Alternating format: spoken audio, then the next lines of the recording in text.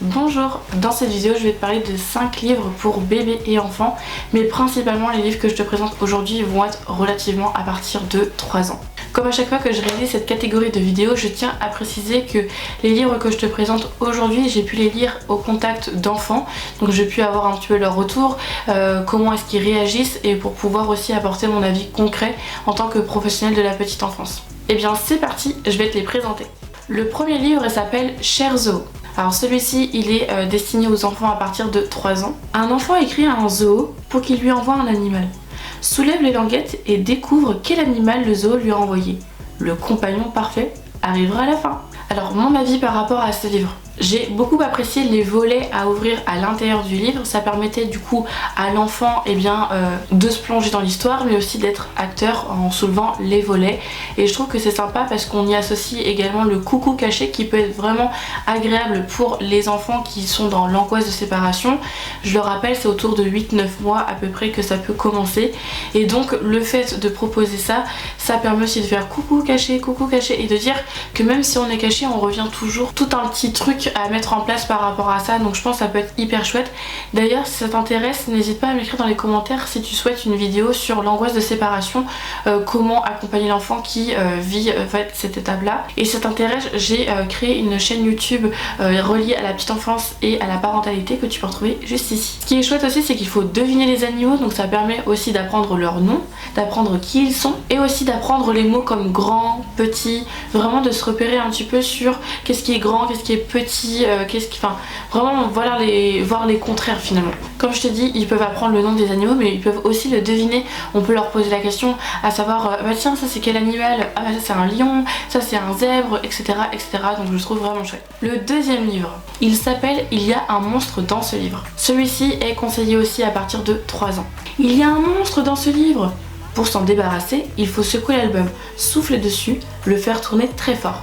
Cet ouvrage interactif et plein d'humour invite l'enfant à interagir avec lui à chaque page. Je pense qu'ils l'ont conseillé à partir de 3 ans parce que ça peut faire peur en fait aux enfants, malgré tout que le livre ne démontre pas forcément de peur, mais il peut engager aussi l'enfant à aller justement vers cette peur et essayer de comprendre mais pourquoi ça fait peur et surtout de le rassurer à travers ça. Généralement la peur chez l'enfant va apparaître aux alentours de 18-24 mois et donc je trouve que ce sont des ouvrages qui permettent vraiment de vaincre cette peur, de comprendre et de voir en fait que finalement ça fait pas si peur que ça. J'aime beaucoup les illustrations, le fait que le livre soit dynamique et ce qui est chouette aussi c'est que l'enfant peut participer parce qu'il peut souffler dessus, il peut vraiment faire tourner le livre, etc. donc je trouve ça vraiment bien et c'est vraiment des histoires que les enfants apprécient beaucoup parce qu'ils peuvent interagir avec le livre. Et comme j'ai pu te le dire aussi, c'est qu'il accompagne la peur tout en douceur. Le troisième livre, il s'appelle Drôle de poisson. Par contre celui-ci il est conseillé dès la naissance. C'est la ronde des poissons. Voici poisson flocon, poisson houppette, poisson frisette, poisson mirliton. Petit poisson a plein d'amis et la mer est sa cour de récréation. Mais quel est son préféré parmi tous les poissons de l'océan ? Alors mon avis, cette histoire est très douce et je la recommande vivement avec les tout petits, donc même avec votre bébé qui vient de naître, si vous voulez tenter de lire une histoire parce que je trouve que c'est vachement chouette les histoires.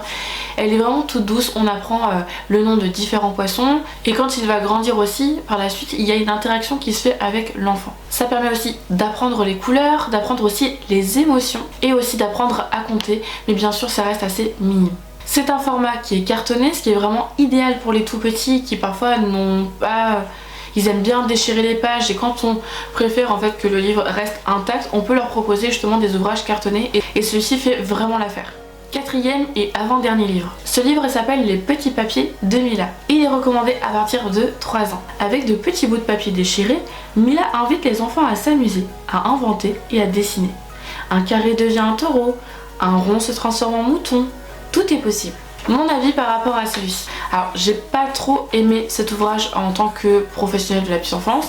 D'une part parce que les couleurs sont assez vives, j'avoue que je me sens pas confortable avec ça. Mais les illustrations ne sont pas forcément en adéquation avec ce que j'aime particulièrement. Par contre, j'ai remarqué que les enfants avaient beaucoup apprécié celui-ci et je trouve également qu'il y a une interaction qui se crée avec l'enfant. D'une part, il permet d'apprendre les formes, de les repérer aussi à l'intérieur de ce livre. Donc on a le triangle, le carré, on a également les repères spatio-temporels de haut en bas, à gauche, à droite.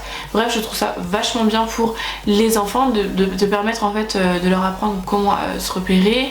En plus de ça, ça développe l'imagination parce que qu'est-ce qu'on peut faire avec un petit bout de papier, avec avec des carrés, on peut faire une maison, avec un triangle, on peut faire le toit, je sais pas, avec des cercles, on peut faire un bonhomme de neige, etc., etc. Donc ça, je trouve ça vraiment bien. Et ça permet aussi d'interagir avec l'enfant puisque en fait, on demande à l'enfant dans l'histoire de repérer les triangles à l'intérieur. Donc ça permet aussi aux enfants de pointer du doigt en fait les triangles, d'apprendre ce que c'est et voilà, d'avoir un échange concret avec l'enfant. Je trouve ça vraiment bien. Je suis désolée, en tout cas je n'ai pas d'image de présentation, je sais pas où est-ce que j'ai mis mon rush de cet ouvrage là. Le 5e et dernier livre, c'est Izzy et Frank déménagent et celui-ci est conseillé à partir de 3 ans. Izzy habite sur une petite île.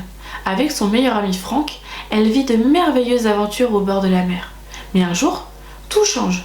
Izzy doit déménager en ville. Alors mon avis concernant celui-ci. Donc il parle de différentes thématiques, notamment l'amitié, le déménagement et la mer. J'adore cet ouvrage, je le trouve somptueux, d'une part parce que j'adore les couleurs, la colorimétrie qui est utilisée, la façon dont c'est dessiné, c'est très subtil mais c'est vraiment somptueux. J'aime beaucoup l'histoire qui est représentée, qui dégage, comme je vous disais, l'amitié, mais aussi qui parle de déménagement, le fait qu'on change complètement d'environnement pour cette petite fille qui s'appelle Izzy. Et d'ailleurs, je trouve ce livre idéal pour les enfants qui vivent un déménagement, pour en fait les accompagner tout doucement en fait vers ce changement de lieu où ils habitent habituellement, que là ça va être complètement différent, mais que au final ceux qui l'aiment seront toujours présents dans son cœur, etc. Et je trouve ça vraiment bien, c'est un très bel ouvrage que je vous invite énormément à découvrir. Merci d'avoir regardé ma vidéo, n'hésite pas à m'écrire dans les commentaires qu'est-ce que tu as pensé de cette sélection de livres pour bébés et enfants. Et si tu as d'autres livres à me présenter ou bien à me recommander pour les tout petits, n'hésite pas à les écrire dans les commentaires. Sur ce, moi je te dis à bientôt et surtout, prends soin de toi.